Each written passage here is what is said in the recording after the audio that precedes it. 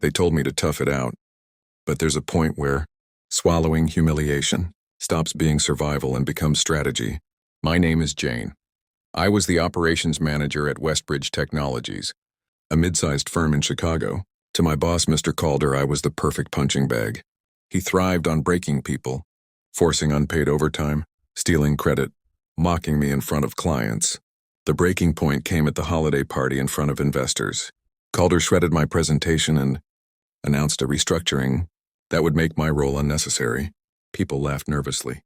My face burned, but under the heat something colder formed. I'd fight him in the one arena he couldn't bully, the boardroom. At night, I collected everything. Emails, invoices, client complaints, payroll logs. Patterns emerged: phantom vendors, inflated invoices, payments to consultants who didn't exist. I went to Jamal, a friend in internal audit. If Cedar hears of this, he'll bury it, he warned. Together, we built a dossier thick enough to choke a lawyer. I handed it to Monica Reyes, chair of the audit committee and a former federal prosecutor. Her eyes narrowed as she read. Days later, external counsel and forensic accountants were inside the building. Calder still strutted through the halls, oblivious, but the sharks were circling. At the emergency board meeting, Calder erupted.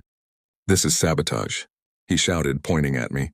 For a moment, I worried, but Monica dropped the bank statements, emails, and refund requests in front of the directors. The evidence was undeniable. Calder's charm couldn't outshine numbers. The board voted to suspend him. So Wellen and I went further. We reached out to shareholders, retirees with pensions, a Denver family trust, even a New York hedge fund manager who hated Calder's waste. We showed them the risk. Millions lost, clients fleeing, lawsuits brewing. Slowly support built. The vote was razor close.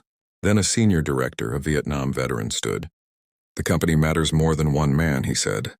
His words flipped the room. The motion passed. Calder was finished. The board offered me chief operating officer if I delivered profitability, compliance reforms, and client retention. They'd back granting me equity, real ownership. I worked like someone who knew institutions crumble under tyrants. We cleaned procurement, rebuilt trust, and published transparent audits. Within 6 months, revenue climbed, lawsuits dropped, and stock rose. The equity package closed. Overnight, I went from employee to partner. They called it a corporate coup. I called it justice. If you enjoyed this story of revenge and justice, don't forget to like this video, share it with someone who loves suspenseful stories, and subscribe to the channel for more thrilling tales. You won't want to miss the next one.